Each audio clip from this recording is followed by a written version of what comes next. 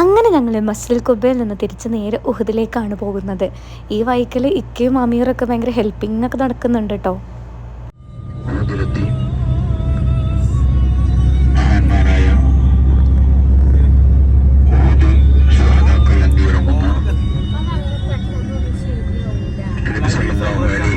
തങ്ങളുടെ പിന്നാരാളാപ്പ ഹംസത്തുൽ ഖറർ റളിയല്ലാഹു അൻഹു അബ്ദുല്ലാഹിബ്ന്